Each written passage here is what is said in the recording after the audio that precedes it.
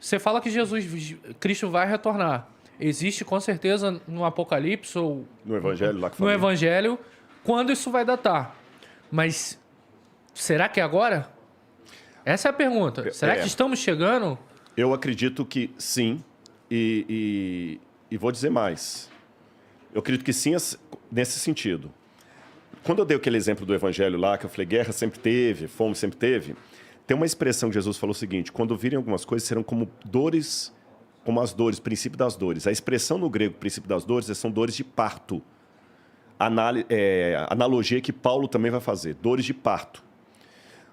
Quando a mulher vai ganhar neném, ela primeiro começa a ter contração. Uhum. E o que acontece? Você que é pai, você acompanhou sua mulher, a contração ela vai cada vez diminuindo o intervalo e aumentando a intensidade.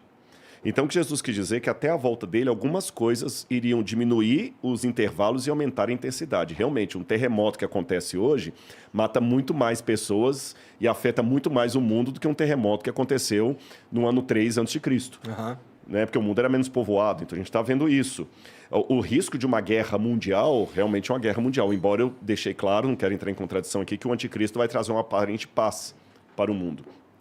E quando ele voltar, então tudo indica que pode ser agora. Uhum. Você está entendendo? Tudo indica. Só que no fundo, Jesus falou o seguinte, o dia e a hora vocês não vão saber. Então fiquem preparados, porque a hora que vocês menos perceberem, o Filho do Homem virá. Mas virá para salvar? Depende. Quando eu era criança, o meu prazer era quando dava 4h30, apitava o sinal lá da Central do Brasil, onde meu pai trabalhava, dava para ouvir da minha casa, eu já corria pro portão para esperar meu pai. Mas o dia que eu aprontava aquela velha frase de mãe, né? Quando Deixa teu pai chegar. Deixa seu pai chegar. Porra. Quando ia entardecendo, que tocava o apito lá, nossa. Então, com Deus é a mesma coisa. A Bíblia descreve pelo menos 3... Vai ter um monte de gente que não vai pro portão. Vai se lascar. E olha que interessante, a Bíblia descreve pelo menos 3 comportamentos de pessoas que não vão ser salvas, que são interessantes. Em Apocalipse capítulo 6 fala que quando ele vier, fala da ira do Cordeiro. Essa é uma expressão tão paradoxal, a ira do Cordeiro, que ele é o Cordeiro de Deus, tira o pecado do mundo, e fica irado.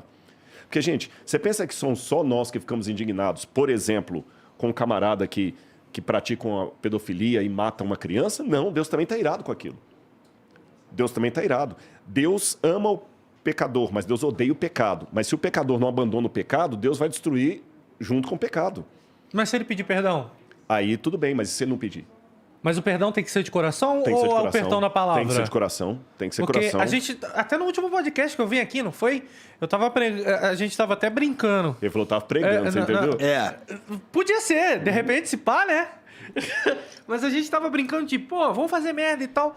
Mas se chegar na hora, lá na hora do portão, falar com o Paulo Pedro e se arrepender lá, em vez de se arrepender em vida. Porque Na Bíblia tem não tem essa possibilidade. Ai, isso é legal. Na Bíblia não há essa possibilidade. Tem que se arrepender em vida. A Bíblia fala, aos homens está fadado morrer uma única vez e depois disso o juízo.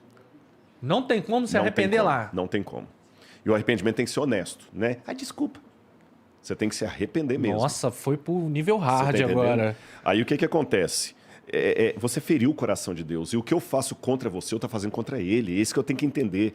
Você é criatura de Deus. Então, eu vou dar um exemplo bem chulo, mas vocês vão entender. Se eu chegar aqui e quebrar essa coleção, vocês vão ficar muito pau da vida comigo. Boa. Por que você vai ficar? Pô, o Rodrigo quebrou uma coisa que é minha, que é preciosa para mim. Eu falei que o exemplo era chulo, porque o ser humano é muito mais precioso para Deus do que os cavaleiros do Zodíaco para você. Então, o que eu estou fazendo contra você, eu estou mexendo com a coleção de Deus, com gente que ele ama. Aliás, até o exemplo melhor nem seria com os cavaleiros do Zodíaco, é mexer com sua filha. Você está entendendo? Deus não aceita isso, então Deus também não tolera. Todos nós somos pecadores, mas Deus não suporta a impiedade. A impiedade é a prática do pecado quando você já começa a ter gosto naquilo. Você entendeu? Quando você gostar.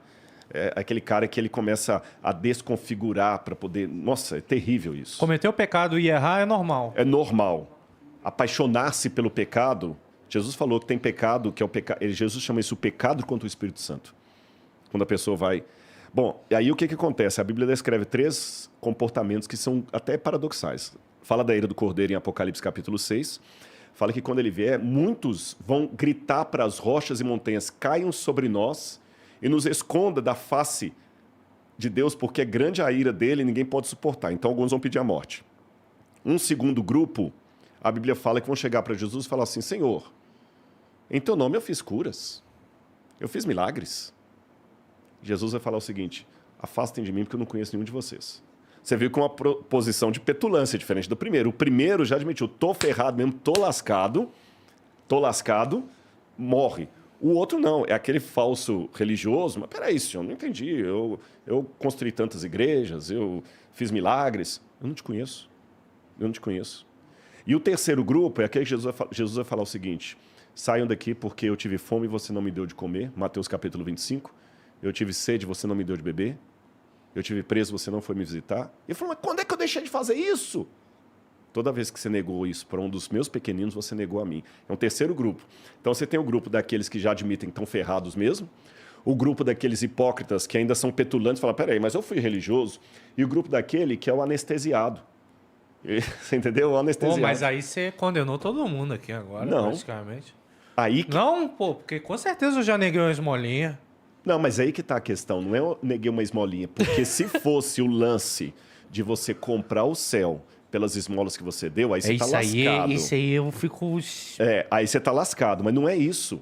Você está entendendo?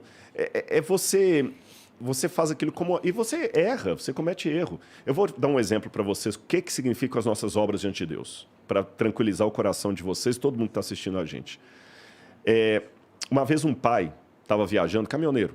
Passou muito tempo fora de casa. Quando ele voltou, a menininha veio correndo para ele, 3 aninhos de idade. Papai, ele abraçou a criança. Que linda, vem cá, minha lindinha, tudo bem? Quantas novidades para papai? O que você fez nesse meio tempo aí?